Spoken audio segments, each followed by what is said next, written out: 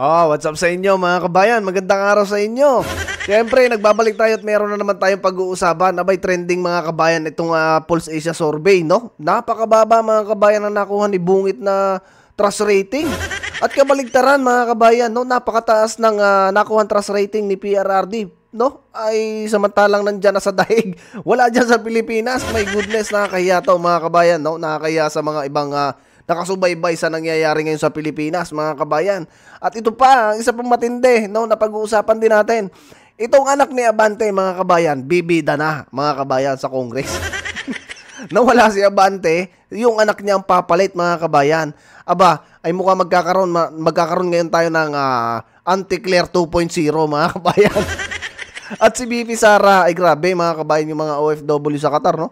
Walang abiso-abiso yon mga kabayan, nadadating si BP Sara doon, pero grabe yung mga Pilipino doon. Kumbaga, talagang dinubog ang ating Vice Presidente. Ganon kalakas mga kabayan ang mga Duterte, no? But anyway, no, bago tayo magsimula mga kabayan sa ating mga pag-uusapan, abay, syempre, sa mga bagong subscribers natin, maraming salamat sa inyo. Sa mga hindi pa, inanyayahan ko kayo na mag-subscribe at mag-like at mag-share na rin at i-bell all nyo mga kabayan, kasi yung iba nagtatanong bakit di daw tayo nag-upload. I-bell all nyo mga kabayan na sa ganun ma-notify kayo pag may mga latest tayong upload, no? Ito mga kabayan, meron ditong kumukontra, no, at nababahala dyan sa impeachment complaint ng ating Vice Presidente.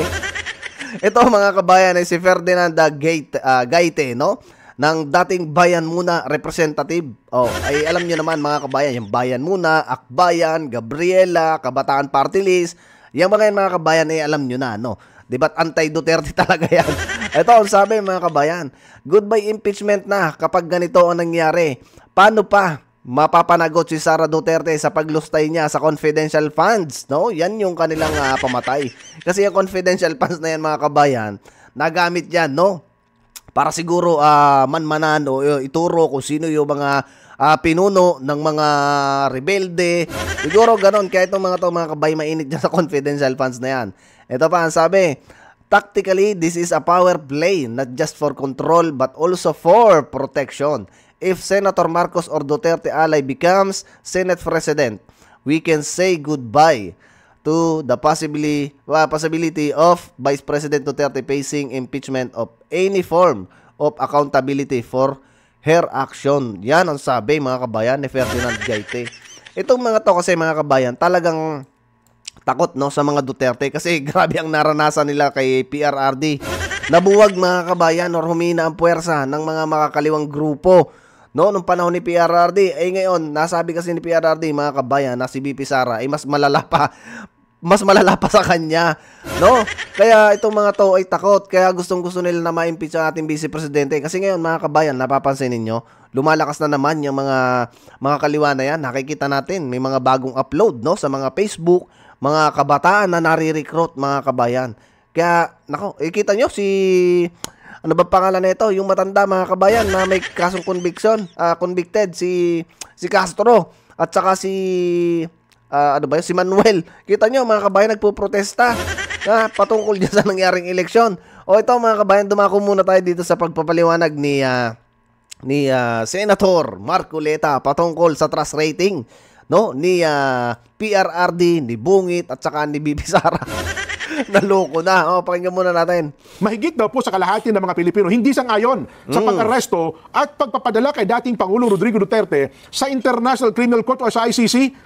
Ayon po sa mahigit sa kalahati. Mahigit sa kalahati po. Kung halimbawa nakikipag-reconcile ang gobyerno, Jen, maging sensitive ka doon sa damdamin ng higit sa kalahati ng ating mamamayan, ayaw pala nila yon. Hindi ka magagawa ng paraan para yung damdamin na yon ay maglubag man lang. Maglubag man lamang ng higit sa kalahati ang sinasabi mo Opo, ito po. Sabi niya, ayon po sa Sar. Makinig ka dito, Bungit, kay Senator Marcoleta. Makinig ka, nang sa ganon matau-tauhan ka, nang sa ganon maayos-ayos ng kaunti ang Pilipinas. Hindi yung naniniwala ka dyan sa mga tulongis mo kasama.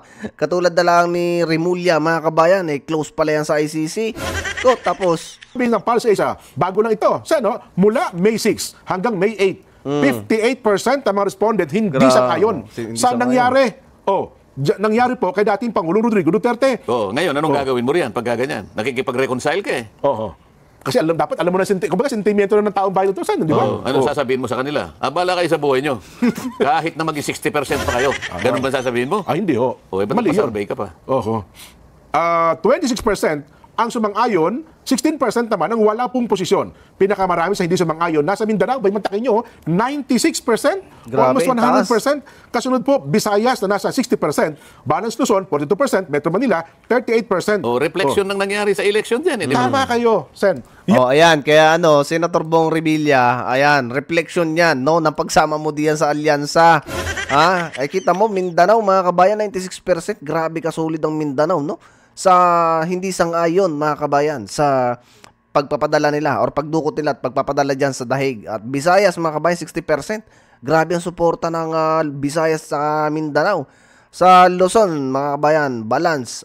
Luzon, 42. Metro Manila, 38. Isipin ninyo, mga kabayan, na nandito ang baluarte ni Bungit, no? Sa Luzon, pero 42% ang hindi sang-ayon. Yan din ang naging resulta ng eleksyon. O, ngayon, anong gagawin mo? Kung ikaw ay nag-o-offer ng kamay ng pakikipagkasundo, reconciliation, alam mo ang damdamin ng kabuuan ng Mindanao, halos 100% ang nagsabi. Oho. Wala kang gagawin. Hindi ka magiging sensitive doon sa damdamin na yon. Pananatilihin mo ba na yung damdamin na yon ay nagiinit? Abay, hindi. Kumbaga dapat papaglubagin yung kanilang kalooban. Kaya sila ang nakakaalam kung anong gagawin nila doon, di ba? Totoo. Kasi kung kaya mo sinusukat kung anong damdamin ng tao, para sa ganoon, makagawa ka ng paraan. Oo. Kung paano pasasayahin ang kanilang damdamin. Pagkatapos wala namang nangyayari. Mas mataas daw po ang nakuhang trust rating ni VP Inday Sara Duterte at ama nito, dating Pangulong Rodrigo Duterte, kumpara sa nakuhang trust rating ng Pangulong Ferdinand Bongbong Marcos Jr. Paano nila po process yun? Ayun na nga. In-impeach nila eh. Yung isa, ikinulong. Bakit mas mataas yung trust rating? Sa kabila nun, nang ginawa nun, ano? Kaya nga. Sa pinakahuling survey po ng Pulse Asia Research, kung saan halos kalahati ng mga Pilipino nagsabing tiwala kay BP Sara at kay dating Pangulong Digong. Sa survey po, ginawa ng May 6 hanggang 9 na nilahukan ng 1,200 respondents, nakakuha po ng 50% trust rating si BP Sara, habang 63%, ito po hindi na ito Pangulo, Grabe, taas. hindi na po ito Pangulo, pero 63% pa rin ang nakuhang trust rating ng dating Pangulong Digong. Sa Kita mo, mga kabayan, na ganyan na magtiwala ang mga Pilipino sa ating dating Pangulo na grabing siraan, mga kabayan, itong mga lutanista. Grabe, no? Kita nyo kung ano-anong pinaggagawa sa mukha, sa bagay. Ganon din naman kasi yung iba do, kung ano-anong ginagawa dito kay Bungit. Pero grabe, no? Diyan pa lang nagpapatunay, mga kabayan, ang ating Pangulo, no? Na ang ating dating Pangulo na sa PRRD, talagang malakas pa rin, no? Sa mga Pilipino. At nakita nating mga Pilipino na sumusuporta kay PRRD, yung magandang na trabaho ni PRRD nung panahon niya, nung siya namumuno. Kaya nga doon sa mga iba kong video, mga kabayan, sinasabi nila na kung si Bungit ang nakaupo nung panahon ng pandemic, mga kabayan, baka tayo kwento na lang ngayon. Diba? O ito, mga kabayan, pakinggan muna natin itong anak ni Abante. Bibida daw to ngayon sa sa camera. Ni Princess Abante, I believe I will assume starting today. As House spokesperson, I will... Ayos, may House spokesperson na, mga kabayan, ng ang camera ngayon. Kumuha na sila ng tagapagsalita. Ano kaya ang gagawin nito? Baka ito, mga kabayan, ay mala anti-Claire 2.0, no? Baka ganon. Working closely with all of our media friends here sa House to give the official statements from the House leadership, give updates sa mga exciting times that we are looking forward here sa Congress in the next coming months. How much is the first time na magkakaroon ng spokesperson?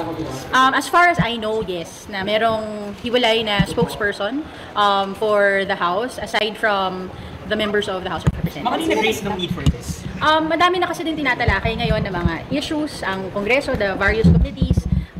There's a need to strengthen the communication mula sa House to ensure yung tama at makatotohanan ng impormasyon ay naibababa natin sa mamamayan. Ayaw talaga natin ng fake news, no? Kaya kailangan mas maging maayos yung mga pagpapaliwanag natin ng mga polisiya na binabalangkas ng Kongreso ngayon. So ito, mga kabayan, no? Ito ay bagong tactics ng nandyan sa Congress. Kasi nung mga panahon nila, mga kabayan, nung panahon ng nakaraang, yung 19th Congress, di ba't sila lagi, mga kabayan, na nakaharap sa press conference, no? Patungkol sa mga nangyayari, patungkol dun sa mga Duterte, patungkol sa mga kung ano pa, budget, 'di ba? Sila ang nakaharap, kaya sila mga kabayan na napapag-initan ng mga vloggers, ng mga reporter. Ngayon, para nang sa ganon mga kabayan, hindi na sila yung nakapronta. Ang ipopront nila itong anak ni Abante. Ito ngayon mga kabayan ang gusto nilang kumbaga, diyan na lahat ibabato ang mga gusto nilang sabihin. Kasi hindi na sa kanila mga kabayan, hindi na sila yung kumbaga mapuputakte ng mga vlogger. 'Di ba? Hindi na sila ang mapapansin. Kasi ito na mga kabayan na pagtutuunan ng mga vlogger, no? Or ng mga balita, mga reporter. Kasi ito na mga kabayan ng spokesperson. Magiging spokesperson dyan sa Congress. Ba, magaling na tactics to mga kabayan. Unlike before, no? Na sila talaga yung umaharap, no? Sa mga media. Sila yung nagpapaliwanag patungkol sa mga anomalya na nangyayari, no? Kaya magaling mga kabayan. Ewan ko lang, no? Kung ito ay tatapat kay Auntie Claire. Kung ito ay, kumbaga, mas magaling kay Auntie Claire, mga kabayan. No, tuloy natin. Sino po nag-tap sa inyo? Well, I've been working with the House since my father was elected as congressman. I think I've worked with several of you when he was the minority leader, and even in his capacity now as chairman of the Committee on Human Rights, I have worked with a lot of our media friends, and also during my stint as the official spokesperson of Mayor Hani Lacuna, I've worked with many of our media friends who are also assigned here sa Congress. No? So recently, House leadership has asked me if I would be interested in joining the communications team to help deliver accurate, transparent, and truthful information for the House of Representatives. Ma'am, is it Speaker Roman? Nako mga kabayan, ito'y napapansin ko nararamdaman ko mga kabayan na itong anak na to ni Abante. O yung nga pala mga kabayan, attorney din to, no? Abogado din to mga kabayan. Tingin ko ito'y mala Auntie Claire. Ito yung 2.0 ni Auntie Claire mga kabayan. Itong anak na to ni Abante. At for sure, no? Ito yung tatalak. Kita nyo, may banat yan kay BP Sara nung kampanyahan, di ba? Oh, ayan mga kabayan, tapusin na natin yung anak na yan ni Abante. Dito nga tayo mga kabayan kay BP Sara at ito'y dinumog ng kainaman dyan sa sa Qatar. Nasa Qatar ngayon si Vice President Sara Duterte para dumalo sa iba't ibang aktibidad kasama ang Filipino community. Dumalo sa isang misa ang bise kung saan mainit siyang sinalubong ng mga overseas Filipino workers. Nakatakda ring bumisita ang bise sa isang health center kung saan ilang Pilipino ang nagtatrabaho. Kasama ng bise sa Qatar, si Senadora Amy Marcos, na inimbitahan daw niya para sa isang pagtitipon ng mga Pilipino roon. Pagkatapos sa Qatar, nakatakda ring bumisita si Sara kay dating Pangulong Rodrigo Duterte sa The Netherlands. Sa June 4, inaasahang babalik ang bise sa bansa. Kita ninyo mga kabayan Kita ninyo partida yan, no? Walang abiso-abiso na dadating si BP Sara. Walang abiso sa mga, siguro, dyan sa mga leader ng Filipino community, no? Dyan sa Qatar. Pero mga kabayan, kanina dun sa napanood nating live, no? Nandun sila sa Villaggio, mga kabayan. Napakaraming Pilipino, no? Na gustong makita ang ating Vice Presidente. Kaso nga lang, syempre, medyo tight yung mga security ng ating Vice President. Hindi lahat nakalapit, mga kabayan.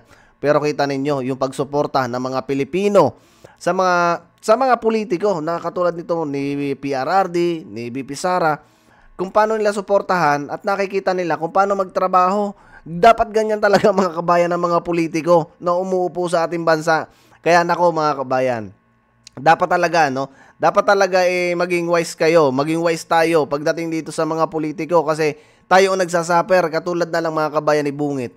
Diba? Napakababa ng trust rating na nakuha niya sa mga Pilipino ngayong nitong taon na to mga kabayan, nitong May, no? Sabi niya sa balita na yan. Ay masaklap lang mga kabayan, bakit hindi pa ito bumababa si Bungit? Kumbaga, konting konsiderasyon sa mga Pilipino. Kung talagang gusto mo na mapaunlad ang Pilipino, dahil yan naman ang gusto niya mga kabayan, mapaunlad ang ating bansa, ay ibigay mo na doon sa mas marunong, hindi yung nandyan ka pa rin, no? Na wala ka naman nagagawa mga kabayan. Ano ba nagawa ni Bungit? Ubusin yung pondo ng ating bansa na wala naman tayo nakikita magandang proyekto, puro pangako. Katulad na lang mga kabayan nung sasalukin mo yung baha at para iipunin para magamit. Anong klase yun mga kabayan? Anong klaseng statement yun? What if, no? Katulad yan mga kabayan, nasasabi niya mga ganyang bagay na palpak, no? Pagka wala siyang binabasa. Pero pag may binabasa mga kabayan, pag minsan, sablay din eh. Katulad ng dep-dep. Ano ba yung dep-dep? Ganon kalupit ang ating Pangulo. Talagang pagtatawanan tayo ng mga iba't ibang bansa mga kabayan sa nangyayari ngayon sa ating bansa kasi walang magandang tourist, no? Bagsak ang turista natin ngayon, mga kabayan. Kahit inyong i-search na lang sa Google, makikita nyo doon na bagsak ang turista natin dahil nga mataas yung crime rates, no? Kahit naman yung iba na Pilipino nagsasabi talaga na mas magulo ngayon, mga kabayan. Mas marami ang kriminal, mas marami ang mga masasamang loob. Kaya yung iba takot na, mga kabayan. Yung mga anak nila gusto nila maaga nang umuwi kasi nga delikado ngayon sa daan, unlike nung panahon ni PRRD na talagang takot, mga kabayan, ng mga tulungges, di ba? At in fairness naman, mga kabayan, si Rods Gutierrez, no, ay magpapaimbestiga o bubuo ng komite, mga kabayan, doon sa natalakay natin kahapon, no, patungkol dyan sa NCAP na yan. Dapat talaga, mga kabayan, maimbestigahan yan kasi talagang pagkakapirahan na naman yan, mga kabayan, ng mga nandyan sa gobyerno. So anyway, mga kabayan, hanggang dito na muna yung video natin, no. I hope na sana, mga kabayan, hindi ma-impeach ang ating Vice Presidente at ang makaupo Senado, Senate President ay yung ating magiging kaalyado. At ganon din, mga kabayan, sa lower house. Sana matanggal na si Tamba at nang tumino, mga kabayan, yung Congress. So hanggang dito na lang muna, mga kabayan, nating video. Adios muna sa inyo. Ingat kayo palagi. Siyempre, huwag nyo kakalimutan mag-like at mag-share. Magbigay din kayo ng inyong comment dyan sa comment section, mga kabayan, at mabasa natin. Adios muna, mga kabayan. See you sa susunod na video.